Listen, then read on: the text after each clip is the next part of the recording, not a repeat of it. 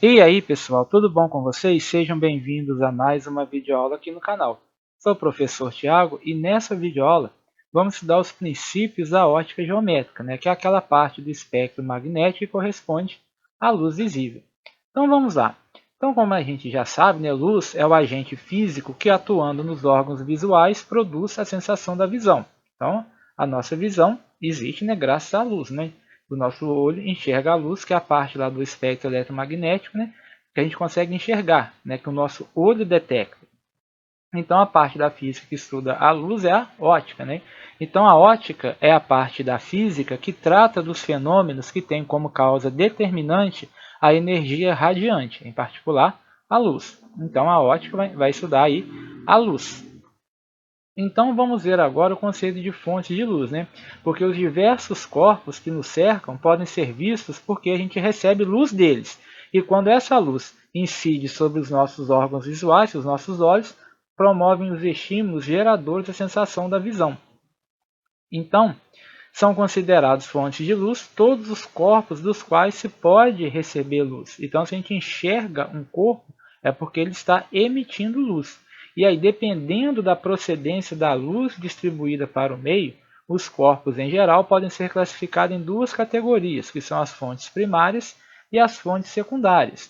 Então, as fontes primárias são os corpos que emitem luz própria. Então, o próprio corpo emite luz, como, por exemplo, o Sol, a chama de uma vela e as lâmpadas quando estão acesas. Então, a lâmpada vai ser considerada uma fonte primária quando ela estiver acesa.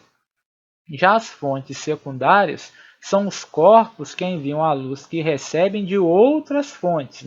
Então, eles refletem a luz que incide sobre eles. Por exemplo, a Lua. Como a gente sabe, a Lua é o satélite natural da Terra. Ela não emite luz. Então, a gente enxerga a Lua porque ela reflete a luz do Sol que incide dela. A mesma coisa acontece com as nuvens, a árvore e as lâmpadas quando estão apagadas. Então, quando a lâmpada está apagada, a gente enxerga a lâmpada porque ela está refletindo a luz que incide nela.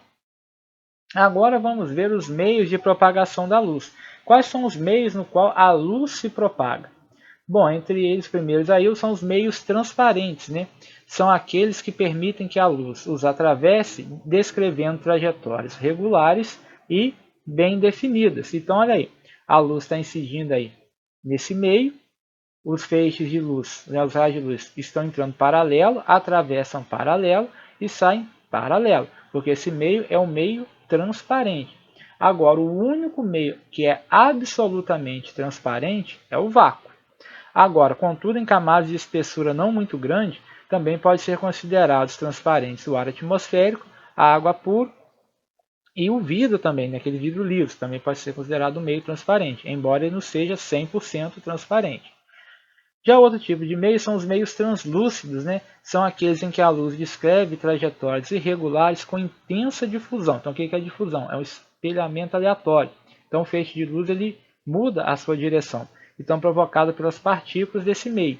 Então, olha aí, por exemplo, o feixe de luz está entrando aí paralelo e quando ele está atravessando esse meio, ele sofre reflexões por causa das partículas que constituem esse meio.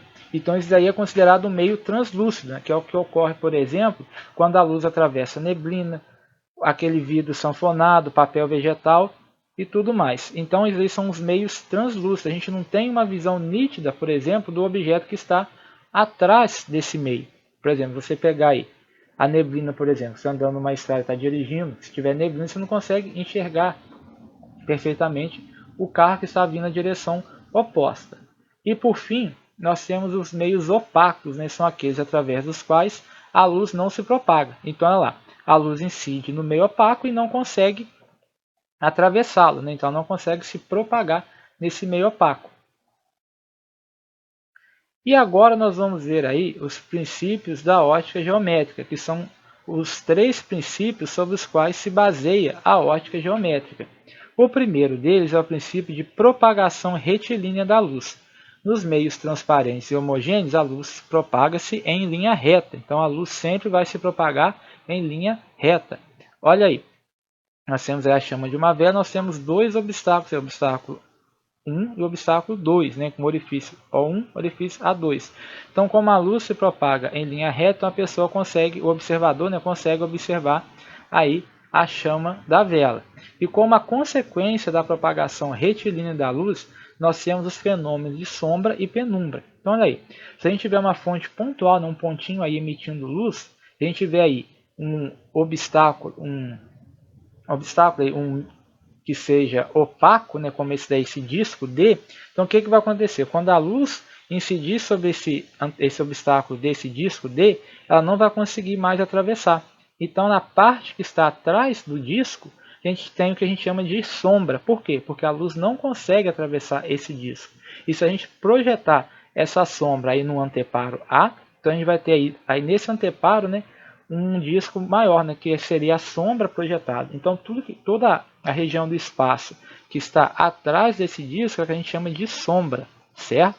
E agora, se a gente tiver uma fonte extensa, né, como por exemplo essas lâmpadas fluorescentes de tubo, a gente tem também o que a gente chama de penumbra, né? Então, a gente tem aí o disco, então a gente tem dois pontos de luz saindo de cima da lâmpada da parte de baixo da lâmpada. Então, olha lá, na região onde não recebe nenhum raio de luz, a gente tem a sombra. E na região que fica intermediária entre iluminado e a sombra, a gente tem o que a gente chama de penumbra, certo? O outro princípio aí é o princípio da independência dos raios de luz. Então, olha aí.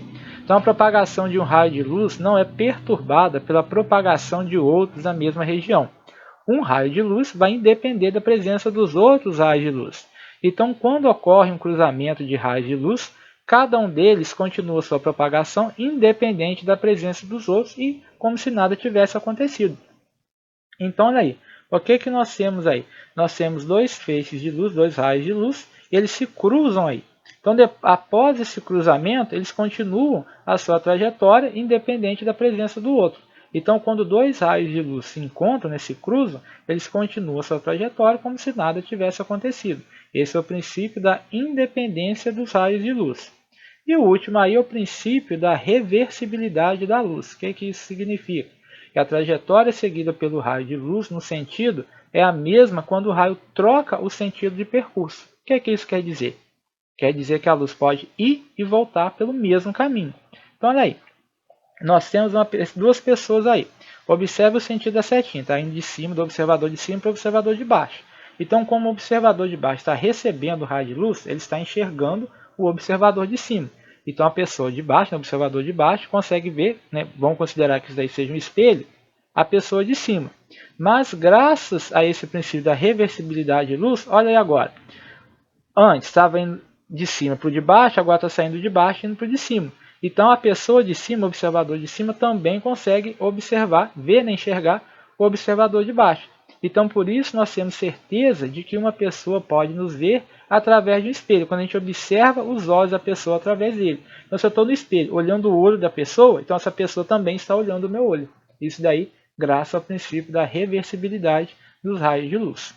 Muito bem, pessoal, encerramos aqui mais uma videoaula. Peço você que deixe o seu joinha aí na videoaula, curta e compartilha esse vídeo, se inscreve no canal se não for inscrito e agora aí façam as atividades do PET e até a próxima videoaula, pessoal. Forte abraço!